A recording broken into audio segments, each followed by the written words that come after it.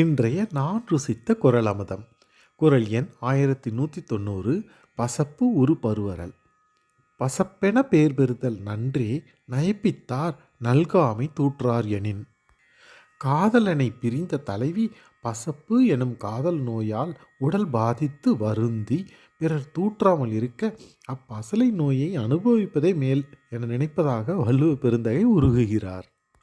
குறுந்தொகையும் அதையே மொழிய திரையிசையில் கன்றும் உண்ணாது களத்தினும் படாது நல்லான் தீம்பால் நிலத்து உட்காங்கு எனக்கும் ஆகாது என் ஐக்கும் உதவாது பசலை உணியர் வேண்டும் திதலை அல்குல் என் மாமை கவினே தீண்டா